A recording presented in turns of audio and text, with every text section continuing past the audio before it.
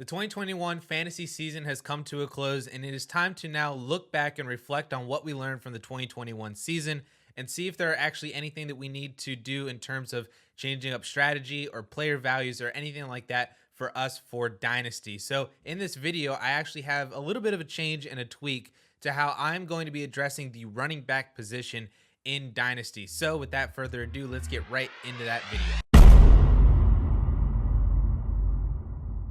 As I mentioned in the introduction, this season has kind of been eye-opening to me in terms of how we should be valuing running backs in Dynasty moving forward. Take a look here at the top 5 running backs that we were drafting in Dynasty ADP just back in August. And then here are the top 5 running backs in terms of scoring in 2021. And you will notice that the only player that is on both lists here is Jonathan Taylor. And the same can be said and is true when looking at 2020. And in 2019, there are actually 2 players that we hit on both lists. So essentially, we are not good at predicting who is going to be at the top of running back scoring in fantasy football. So this leads me to my new way of approaching the running back position in Dynasty, which is going to be acquiring cheap veteran running backs at a discount purely because we see them as old guys who are 25, 26 years old. We view as old. They're on their second contract. We don't want them anymore. And we want the new shiny hotness in the 21, 22-year-olds, those guys who might be able to pop, and we haven't seen them put it all together yet, but we are overvaluing them compared to the guys that we have seen do it time and time again. And if you did this last year, you probably bought into the 2021 RB2 overall Austin Eckler, the 2021 RB4 overall Joe Mixon, or even the 2021 RB7 overall in Aaron Jones, all of whom were being taken outside the top 12 running backs back in August. And you probably could have broken down one of the top 5 elite running backs that we were valuing back then, guys like Dalvin Cook, Alvin Kamara, Saquon Barkley. You probably could have broken up any one of those 3 into both Austin Eckler and Joe Mixon, or Eckler and Aaron Jones, or Mixon and Aaron Jones, or maybe at least one of those guys plus a first round pick in 2022 or 2023. Any of those situations would have been a net positive for you in terms of getting better production than any of those 3 elite running backs that we were valuing in top 5 last year.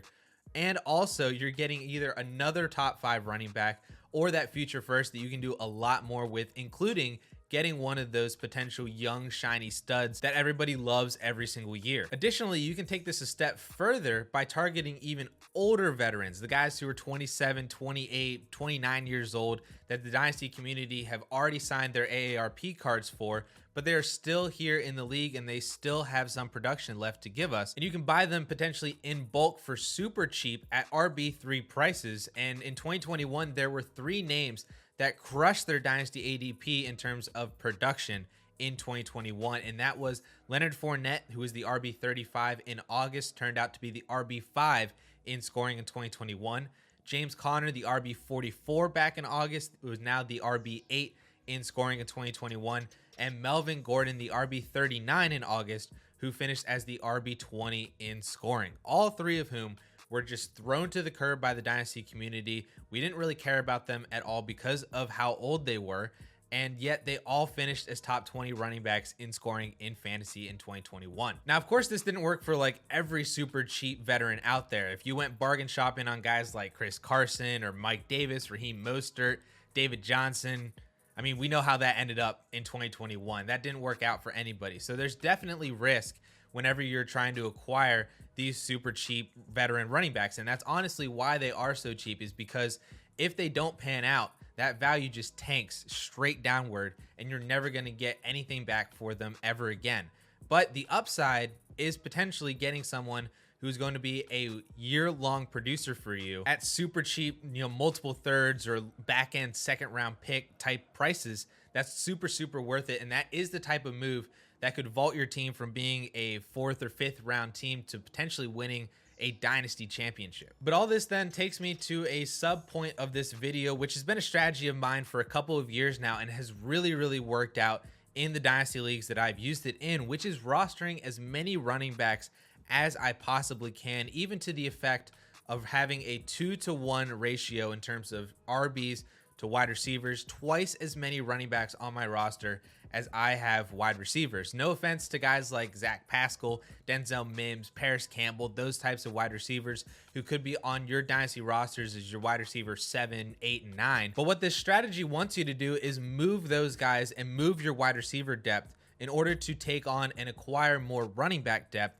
Move those guys for guys like Sony Michel, Justin Jackson, Devontae Booker. And you might think that's stupid or at best like a lateral move because you're not going to be able to start any of those players that I really mentioned. You're not starting Zach Pascal or Denzel Mims. And, best case scenario, at least for the New York Giants, you're not starting Devontae Booker either because Saquon Barkley is the starting running back for the Giants. But the great thing about the running back position is also the worst thing about the running back position, which is we know that players are going to get hurt. We know that the running backs are going to miss time. And even nowadays, whenever we have COVID in the mix, we know that players just in general can miss at any point during the season for 1 game, 3 games, 5 games, half of the year, even more potentially, and especially at the running back position. Just to put this in perspective, in 2021 alone, there were 77 different wide receivers who had a top 12 week, and that included players like Olamide Zaccheaus, Malik Turner, Christian Wilkinson,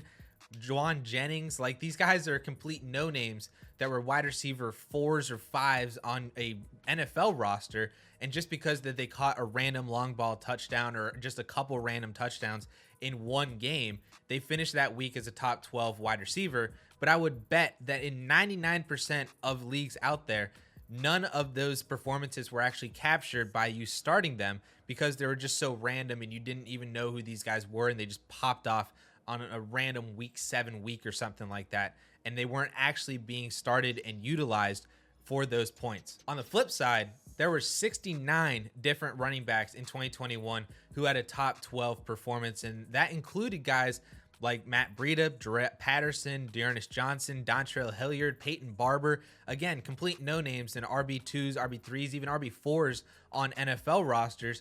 But the difference is that I would venture to bet that a lot of those performances for the RB position were captured a lot more by teams actually starting them, because we knew that we could actually play those running backs and went to play those running backs. We knew we could play Dearness Johnson whenever Nick Chubb was out. We knew that we could play Jarrett Patterson when Antonio Gibson missed a game. Like, those are the types of scenarios and situations where you know and have confidence in the running back that you're playing, and they're potentially giving you RB1 or top 24 type weeks constantly whenever their starting running backs go down. So those are the types of running backs that I really, really love to rosters. Anybody who can give me a top 24 or top 12 performance at the running back position when I know that I can start them when their starting running back goes down. Addison, that's great, but how can you predict which running backs are going to get hurt and which backups are then going to be able to be valuable to play in your starting lineup? Yeah, I can't predict injuries, and I'm not really going to try, but it's just leaning into the fact that it's the nature of the running back position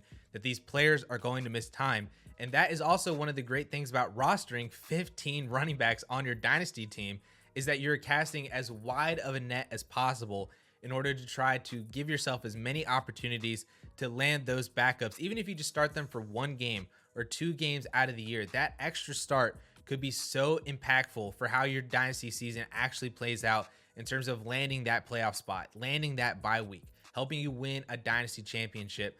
All of these little things can matter, and that is why it is so important to me to acquire and stash as many running backs as they possibly can. So to sum this all up, I want to roster as many running backs as I can by sacrificing some of my wide receiver depth, to the point where I am even rostering twice as many running backs as I am wide receivers. Number 2, I want to give myself as many chances as possible at RB1 production by breaking up my stud elite running backs into multiple RB2 assets who have RB1 upside, to give myself a little bit of a buffer in case one of them gets hurt, or in case both of them actually go off. That's just improving my chances of being an overall elite dynasty team with multiple elite running backs. Number 3, I want to take shots on cheap veteran running backs who still have starting jobs but cost only nickels and dimes for their production. Guys like this year, like we saw from Leonard Fournette, Melvin Gordon, James Conner. I want to take shots on those guys at their prices because the upside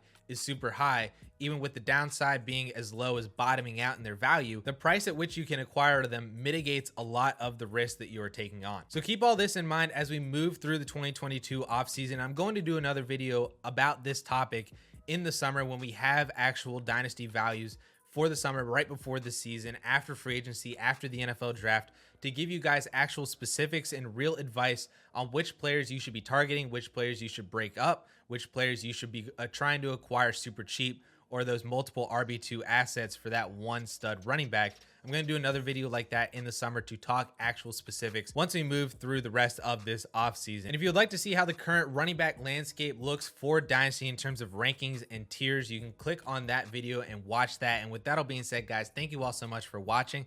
We'll catch y'all later.